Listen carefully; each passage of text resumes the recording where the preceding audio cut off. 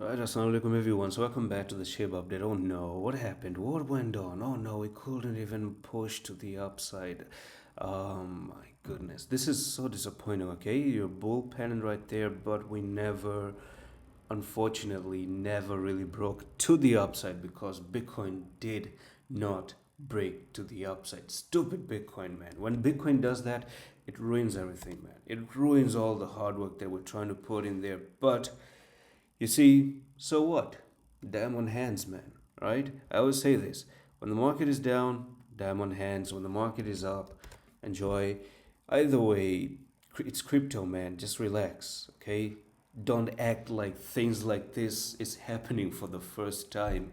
You know, and you've seen this probably time and time again, that they happen, which also tells me that I should tell you that you should not stop liking that video. Okay, I will kill the zero eventually. Still, I stand with that word. I'm gonna kill the zero somewhere at some point. We're just playing hide and seek a little bit, but when I find it, I'm just gonna kill the zero, right? I know I have to kill the zero, and I see myself killing the zero at some point. In fact, maybe I'm starting to even have some weird dreams where I'm actually chasing a zero, and a puppy is grabbing the zero by its paws, and I'm kind of running behind it and holding a knife and try to kill that zero. Anyways, it's funny. And now, let's actually bring the EMAs, and here it is 10, 20, about to get squashed out.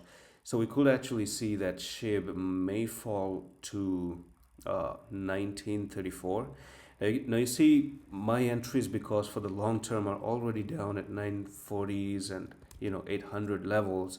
So for me, this correction, even though SHIB may offer a move up and then a correction down, but for me, I'm still in profit, regardless of having a correction. Even the correction itself still doesn't tell me that, hey, Adam Coins, you're actually going to be in loss. No. So I think we might enter, or could get a nice entry opportunity based on the fibs. So bottom to top and 0.618. So perhaps if shape does actually come down, maybe okay, maybe you can bounce off the zero point 0.5. That actually could be a good entry. But the next one is 0.618, which is the golden ratio of 71705. So this here can be the biggest your support level moving forward. I just want to zoom out and see if there's any other supporting evidence about it. So we kind of really pushed above this area as well. So one can even say that, yeah, maybe it's actually 0.618. So you do have this one influence. If I do extend the line, yes, it makes a lot of sense. This is actually an influential area because you do have a touch here and a touch there. You can see that there was a time when you touched it and then you bounced up. Then you touched it here and you lost it. You touched it here and you went to the downside. So this line does actually have influence, and that also is a line of the golden ratio. So coming to 1705 may be a place of an entry, and actually taking off one more time, after a little bit of stop loss hunts, or maybe wash away the people who are very, very bullish or trying to long the market, of course.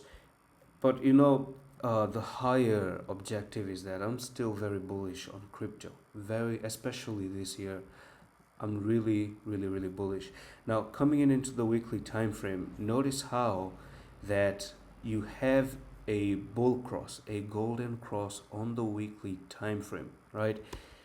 When you had this golden cross on a bear market, right? So when you made it for the first time, you kind of really pumped back up to hold the 10 and the 20. You hold the 10 and the 20, and actually even went down. You pump back up, go rejected, you went down. You pump back up, go rejected, you went down. Okay, so this is going to be the opposite. Now that I've already told you the 0.618 is down to 1705, we may see a nice good, zero. Sorry, this is a what it is, golden cross on the weekly, and now you go all the way down and you retest the 10, and the RSI kind of cools down, everything gets reset a little bit, and it's important. Sometimes I think it's way better to calm down before going up. It just actually offers even way better clarity or more power to go to the upside. I mean, there's an old saying in crypto: the reds are the fuel for the greens. Actually, okay, it's a refill. It's maybe just stopping in for the gas fill and all of a sudden go back to the upside, because everything becomes really hyped, everyone becomes so bullish and stuff. Just make a little bit of a rest and then go to the upside. There's a very big reason as to why coming down before going up is important. It's not that you're going to go into a loss. Considering that you're not going into loss and look at the logical side of the market, it's important for the market to have the reds as well.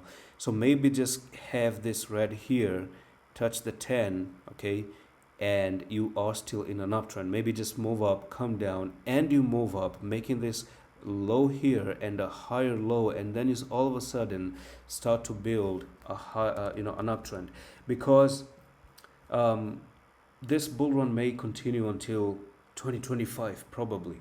Okay, you still have a lot of time. You still have really a lot of time. And another thing is that if you see SHIB down at 1705, maybe it's a golden opportunity for those people who never got it at 935 to enter long term. And will it be my recommendation?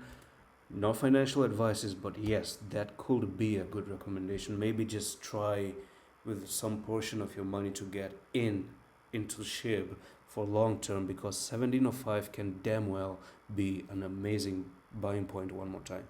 So that's all for the video. I'm going to see you in the next one, office.